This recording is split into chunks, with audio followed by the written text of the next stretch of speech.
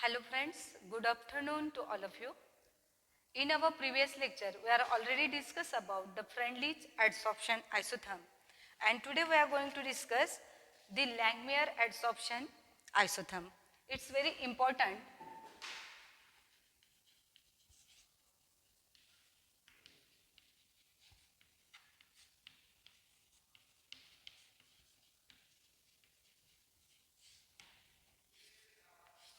Before going to discuss on the Langmuir adsorption isotherm, we should be understand what is the relation of adsorption isotherm.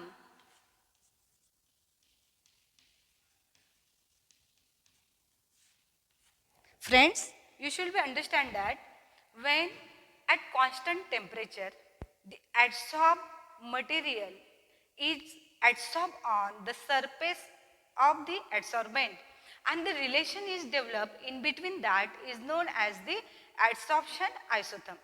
And whatever the adsorption process will be take place, we will be studied by using the adsorption isotherm.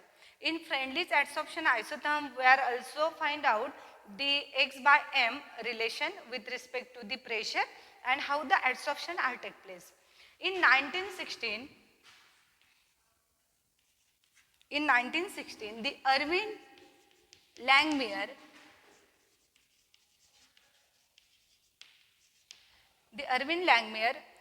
proposed some theory and some assumptions regarding to adsorption isotherm. The first assumptions of adsorption isotherm is,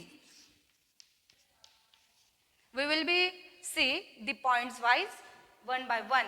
The first step is, suppose this is the adsorbent material and this is the surface of adsorbent material. For the simplification of adsorbent and adsorbate, I just tell you one of the example.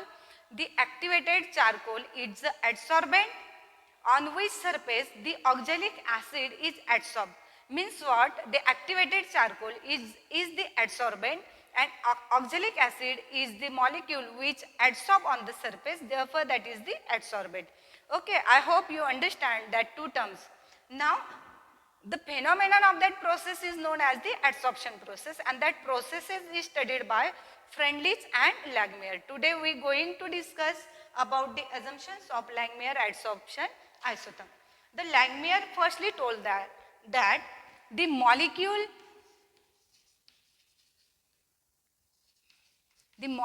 is adsorbed on the surface in the form of elementary processes. Means what? The first layer is adsorbed and then the single uniform layer is formed. Means what? When one molecule is adsorbed on the surface and that molecule is formed the uniform layer. This is the first assumption of the Langmuir.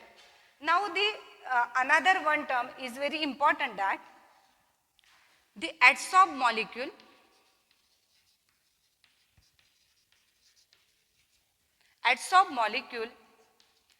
lose their intramolecular force of attraction.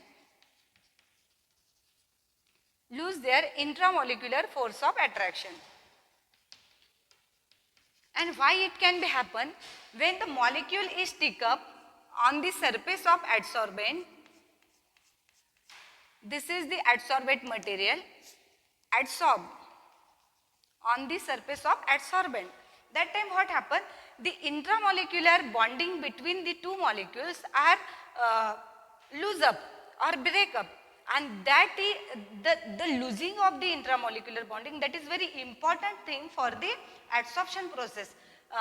For this I just told you one example. Suppose this is the hydrogen atom, and when hydrogen gas is adsorbed on the surface of the adsorbent, that time the bonding between two hydrogen atom will be break down or loses, and such a things have been happen in the adsorption process. Now, then this is the second assumptions assumed by the Langmuir.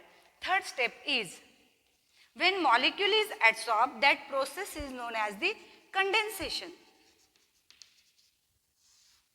When molecule is adsorbed on the surface of the adsorbent, that process is known as the condensation, and that area is covered by the adsorbate material. That area is known as the theta. Okay, the area is known as the theta. Therefore, the remaining area who is vacant on the adsorbent surface, that known as the free area and denoted by 1 minus theta. Okay. Then another possibility is also take place in this situation, that suppose the number of molecule is stick up on the same surface, the some molecule is leave the place, and when the some molecule leave the place, that thing is denoted in the form of evaporation. The some gas molecule is stick up on the surface, and at the same time some gas molecule leave the surface. That leaving process is known as the evaporation. And the fifth assumption, next assumption is very important, that is the condensation process. At a certain limit, the condensation process is equilibrium with evaporation process. Condensation process is equilibrium with the evaporation process. Okay, and this thing is happen only at the time when thermal energy is excess. When thermal energy is excess, the evaporation process have been take place. Now, those are the assumptions are given by the Langmuir, and those on that basis of these assumptions, the Langmuir deduced the adsorption isotherm derivation. And let's we start how he was derived the derivation.